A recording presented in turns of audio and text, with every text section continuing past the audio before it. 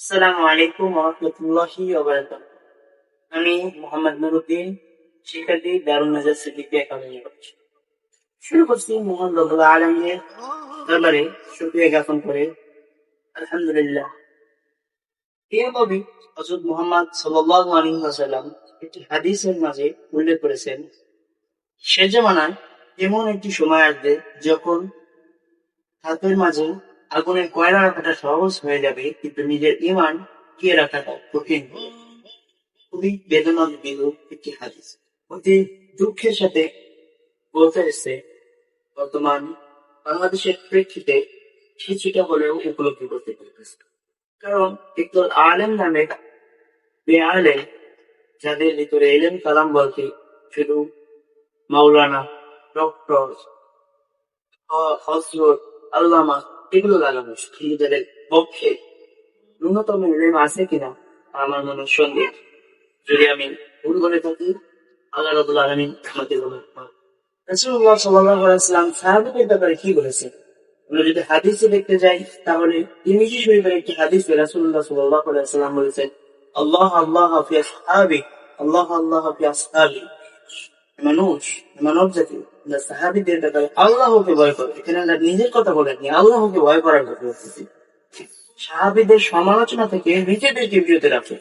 শুধু ভয়ই নয়, সাহাবীদের সমালোচনা থেকে নিজেদেরকে বিরত রাখার কথা বলা হয়েছে। এছাড়াও কানজুমুল উম্মাহ একটি হাদিস গ্রন্থ, যেখানে আরো একটি বর্ণনায় পাওয়া যায় যে সেই জামানায় এমন একদল লোক আসবে যারা সাহাবীদের দোষ চর্চায় নিজেদেরকে ব্যস্ত রাখবে। এবং তার হাদিসের আরো যদি দেখতে যাই, তাহলে সেখানে বলা হয়েছে, তোমরা ওই সমস্ত লোকদের সাথে নিজেদের আত্মীয় করা অর্থাৎ বৈবাহিক বিবাহ বন্ধনে আবদ্ধ হওয়া থেকে বিরত থাকতো, তাদের সাথে আহার করা থেকে বিরত থাকতো। ইভেন তাদের সাথে তারা মৃত্যুবরণ করলে তাদের জানাজায় অংশগ্রহণ করতে নিষেধ করেছে স্বয়ং রাসূলুল্লাহ সাল্লাল্লাহু আলাইহি ওয়াসাল্লাম। সো আমরা কি বুঝতে পারি এখানে, যে সাহাবীদের সমালোচনা করলে তাদের সাথে বিবাহ বন্ধনে ইভেন তাদের জানাজায় অংশগ্রহণ করা নিষেধ করা হয়েছে, সেই সাহাবীদের সমালোচনা আমরা কি করে করি? পবিত্র কুরআনে আল্লাহ তাআলা বলেছেন, ওয়াইন কুনতুম তুহিব্বুনাল্লাহ ফাত্তাবিউনি ইউহিব্বুকুমুল্লাহ ওয়া ইয়াগফির লাকুম যুনুবাকুম। হে নবী, আপনি আপনার উম্মতদেরকে জানিয়ে দিন, তোমরা যদি আমি আল্লাহর ভালোবাসা পেতে চাও, আল্লাহর ভালোবাসা পেতে চাও, তাহলে তোমার উম্মতদেরকে তোমাকে অনুসরণ করতে হবে। কেন রাসূলকে অনুসরণ করার কথা বলা হয়েছে আল্লাহ তাআলার ভালোবাসা অর্জনের জন্য। আর সেই রাসূল সাহাবীদের সমালোচনা থেকে নিজেদেরকে বিরত রাখার জন্য এত নিন্দা করেছেন তাদেরকে, কিন্তু আমরা কি করে সেই সাহাবীদের সমালোচনা করি? আমাদের হৃদয় কি আজ গলে গেছে? আমাদের অন্তরে কি আজ মোহনা হয়ে গেছে?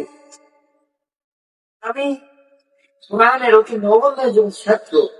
শুরুতে আমার পরিচয় দিয়েছি, তারপর বলতেছি আমি একজন ছাত্র, অধ্যয়নরত আছি। আমার মাথায় এটা ধরে না, কেন তারা এরকম করে?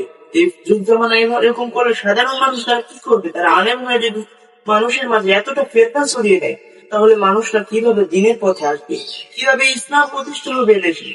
কিন্তু বুঝতে পারছি সেই সাহাবীদের জীবন নিয়ে, যে সাহাবীরা রাসূলুল্লাহ সাল্লাল্লাহু আলাইহি ওয়াসাল্লামের জীবন রক্ষার জন্য নিজেদের জীবন দিতে একটু দ্বিধা করে, অস্ত্রের মাঝে রাসূলকে সরিয়ে নিজেকে দাঁড় করিয়ে দিয়েছে। হযরত জুবাইর তালহা রাদিয়াল্লাহু তাআলা আনহু ৮০টা তীর তার শরীরে বিদ্ধ হয়েছে, সে তারপর লড়েনি, কারণ তার পিছনে রাসূল ছিল। রাসূলের গায়ে একটা তীর লাগবে এই ভয়ে সে তার রাসূলের রক্ষার্থে নিজের শরীরে ৮০টা তীর বিদ্ধ করেছে, তারপরও সরেনি। আমরা সেই সাহাবীদের সমালোচনা কিভাবে করব?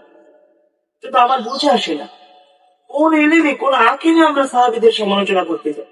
আল্লাহ আমাদের সকলকে এই সাহাবীদের সমালোচনা থেকে বিরত থাকার তৌফিক দিন। সকলে বলবো আমিন। ওয়াখির দাওয়ানা আলহামদুলিল্লাহি রাব্বিল আলামিন। আমি আমার পরিচয় শুরুতেই দিয়েছি, তারপর আবার বলতেছি, যদি আমি কোনো ভুল কথা বলে থাকি তাহলে আমাকে ক্ষমা করে দিবেন। যদি আমার কোনো জায়গায় কোনো দলিলে কিংবা কোনো বুঝে আমার ভুল আসে, তাহলে আমার ভুলটা দয়া করে দিয়ে দিবেন, যাতে আমি নিজে শুধরাতে পারি এবং দিনের মাঝে সঠিক খেদমত করতে পারি, দিনের সঠিক এলেমটা মানুষের কাছে পৌঁছে এর জন্য সকলে আমার